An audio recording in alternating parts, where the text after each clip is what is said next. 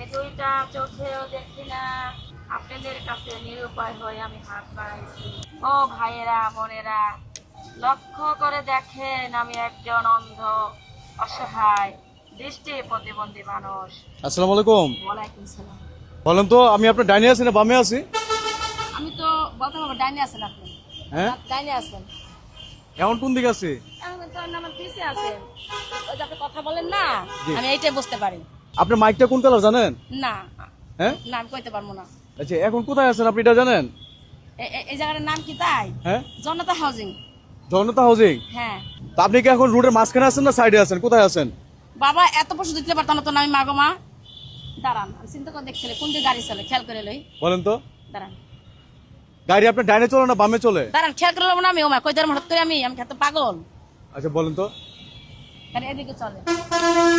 গাড়ি বামে চলে? হ্যাঁ, গাড়ি বামের থেকে ডাইনে জানা মানে মানে পিছনে জানা সামনে যায়? দিলে দাম তো এত দিতে পারতাম না আমি। আচ্ছা, যাই হোক, প্রিয় বন্ধুরা, আসলে উনি একেবারে দৃষ্টি প্রতিবন্ধী মানুষ। দেখেন, উনি কিন্তু ওনার চোখ আছে কিন্তু দৃষ্টি নাই, কোনো কিছু দেখার ওনার সামর্থ্য নাই। হ্যাঁ, মানে উনি কোন দিকে যাচ্ছে, ডাইনে যাচ্ছে না বামে যাচ্ছে, মানে কোন দিকে যাচ্ছে এটা আসলে উনি বোঝার মতন আল্লাহ তাআলা ওনার কোনো ক্ষমতা দেয় নাই। অনুভব করতে পারি না আমি।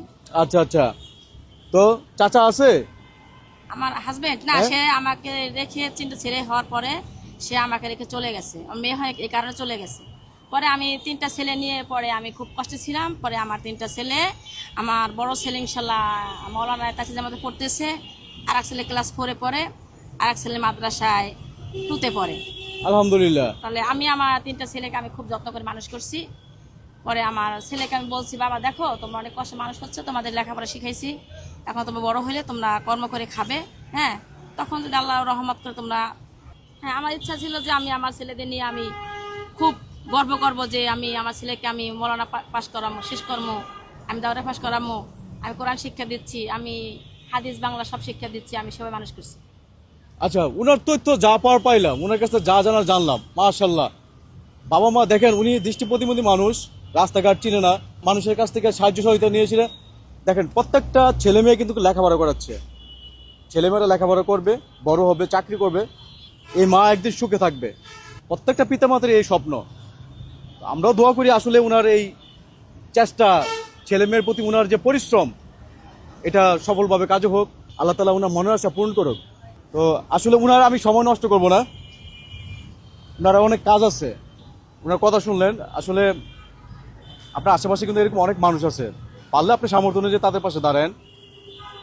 আমার সামর্থ্য অনুযায়ী ওনাকে আমি যতটুকু পারি ওনাকে সহযোগিতা করে যাচ্ছি। আমি আপনাকে কিছু টাকা দিচ্ছি, আলহামদুলিল্লাহ।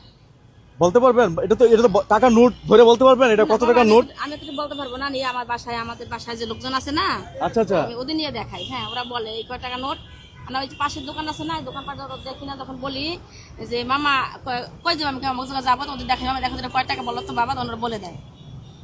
আচ্ছা, তাহলে আমি এখানে বলি 3000 টাকা নোট। আমার আশেপাশে কিন্তু অনেক মানুষ আছে, তাদেরকে জিজ্ঞাসা করবো এখন কত টাকা। হ্যাঁ করবো, জিজ্ঞেস করবো। আচ্ছা, 3000 কত টাকা আছে ভাই? 3000 টাকা। আচ্ছা, আলহামদুলিল্লাহ। হ্যাঁ, কত টাকা আছে 3000। ভাই? কত টাকা আছে? দেখছেন? হ্যাঁ, আর সবাই বলে তো। তাহলে কত টাকা পাইলেন? 3000 টাকা। যার আপনার মনে হয় এটা সামান্য কোনো উপকার আসবে? হ্যাঁ? আলহামদুলিল্লাহ, ইনশাল্লাহ আপনাকে তো আল্লাহ কবুল করো, আপনি আশা আল্লাহ পূরণ করুক, যেন বাচ্চারা লেখাপড়া বড় হইতে পারে। আপনাদের জন্য দোয়া করো ইনশাল্লাহ। আমার ছেলে বলছে, আম্মু আমি যদি আমাকে 1 টাকা দান করলে 70 টাকা দানের জন্য আমি দোয়া করার চেষ্টা করবো ইনশাল্লাহ। জি জি, এটা রমজান মাস, হ্যাঁ, রোজা থাকেন তো? হ্যাঁ ইনশাল্লাহ। আলহামদুলিল্লাহ, ঠিক আছে খালাম্মা, আলহামদুলিল্লাহ, আল্লাহ হাফেজ। আপনি যান, আচ্ছা, আপনার জন্য দোয়া রইলো। হ্যাঁ, আসসালামু আলাইকুম। আসসালামু আলাইকুম।